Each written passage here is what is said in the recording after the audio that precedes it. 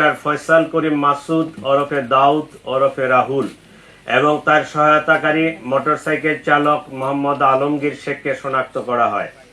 তাৎক্ষণিক তাদের গ্রেফতারের জন্য আইন শৃঙ্খলা বাহিনীর একাধিক টিম সাভার, হেমায়েতপুর, আগারগাঁও, নরসিংদীতে অভিযান পরিচালনা করে। ধারাবাহিক অভিযানের অংশ হিসেবে ডিএমপির একটি টিম ময়মনসিংহের হালুয়াঘাটের সীমান্তবর্তী এলাকা পর্যন্ত অভিযান পরিচালনা করে। প্রিয় সাংবাদিক বৃন্দ, আপনারা জানেন এই ঘটনার সাথে জড়িতদের আইনের আওতায় নিয়ে আসার জন্য আমরা যথাসাধ্য চেষ্টা করছি। ইতিমধ্যে সংশ্লিষ্ট মামলাটি নিবিড় তদন্তের জন্য ঢাকা মহানগর গোয়েন্দা পুলিশের নিকট হস্তান্তর করা হয়েছে। তদন্তকালীন এ যাবৎ এ ঘটনা সংগঠনে পরিকল্পনায় অংশগ্রহণ, ঘটনায় ব্যবহৃত অস্ত্রগুলি লুকানোর সাথে জড়িত, ঘটনার মূল দুই হোতাকে পলায়নে সহায়তাকারী সহ মোট 11 জনকে আমরা গ্রেফতার করতে সক্ষম হয়েছি। গ্রেফতারকৃতরা হলো হুমায়ুন কবির, ফয়সালের বাবা; হাসি বেগম, ফয়সালের মা; শাহেদা পারভিন সামিয়া, ফয়সালের স্ত্রী; ওয়াহিদ আহমেদ শিপু, ফয়সালের শ্যালক; মারিয়া আক্তার লিমা, তার বান্ধবী; মোহাম্মদ কবির, নুরুজ্জামান নোমানী ওরফে উজ্জ্বল, সিবিয়ন দিও, সঞ্জয় চিসি, মোহাম্মদ আমিনুল ইসলাম রাজু, আব্দুল মান্নান।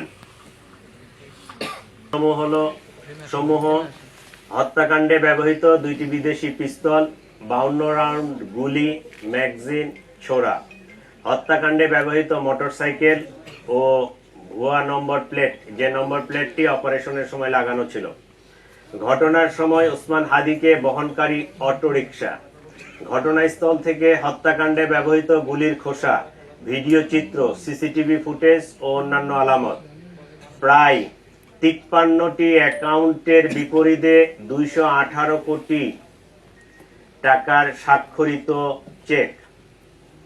প্রিয় সাংবাদিক বৃন্দ, তদন্তে প্রাপ্ত তথ্য, বিভিন্ন গোয়েন্দা সংস্থার প্রতিবেদন, গ্রেপ্তারকৃতদের দেওয়া জবানবন্দি পর্যালোচনা করলে দেখা যায় ফয়সাল ও আলমগীর ঘটনার পরপরই ঢাকা হতে সিএনজি করে আমিনবাজারে যায়। পরবর্তীতে তারা মানিকগঞ্জের কালামপুর যায়। সেখান থেকে পূর্ব পরিকল্পনা অনুযায়ী একটি প্রাইভেট কারে করে ময়মনসিংহের হালুয়াঘাটে পৌঁছে।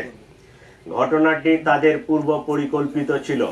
এই জন্য আসামিদেরকে চিহ্নিত করার পূর্বেই তারা সীমান্ত পাড়ি দিতে সক্ষম হয়।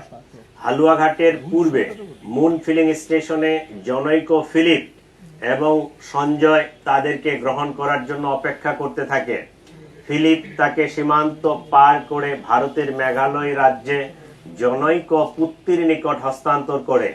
পুত্তি এক ট্যাক্সি ড্রাইভার স্বামীর কাছে তাদেরকে হস্তান্তর করে।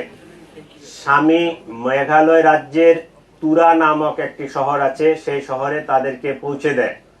আমরা ইনফরমাল চ্যানেলে মেঘালয় পুলিশের সাথে যোগাযোগ করে যেটি জানতে পেরেছি, তারা ইতোমধ্যে পুত্তি ও স্বামীকে গ্রেফতার করেছে। আমরা সন্দেহ করি আসামিদ্বয় অবৈধ পথে সীমান্ত পাড়ি দিয়েছেন। এই ঘটনার সাথে বিভিন্নভাবে জড়িত থাকার কথা স্বীকার করে গ্রেপ্তারকৃতদের মধ্যে 6 জন স্বীকারোক্তিমূলক জবানবন্দি প্রদান করেছেন এবং 4 জন সাক্ষী তারাও 164 ধারায় সাক্ষ্য প্রদান করেছেন। প্রিয় সাংবাদিক বৃন্দ, চাঞ্চল্যকর এই ঘটনায় রুজুকৃত মামলাটি অত্যন্ত গুরুত্বের সাথে আমরা তদন্ত করছি। গ্রেপ্তারকৃতদের কাছে পাওয়া তথ্য, সাক্ষীদের জবানবন্দি, উদ্ধারকৃত আলামত পর্যালোচনা ও সার্বিক বিবেচনায় মামলাটির তদন্ত শেষ পর্যায়ে রয়েছে। আগামী 7 থেকে 10 দিনের মধ্যে আমরা চার্জশিট প্রদান করতে সক্ষম হব ইনশাআল্লাহ। সরকার ইতোমধ্যে দ্রুতটি নিষ্পত্তি করার ঘোষণা দিয়েছে, সেই লক্ষ্যে আমরা কাজ করছি। এই জন্য এই জঘন্য ঘটনার ন্যায় বিচার নিশ্চিত করতে রাষ্ট্রের পক্ষ থেকে, আমাদের পক্ষ থেকে সর্বোচ্চ প্রচেষ্টা অব্যাহত রয়েছে।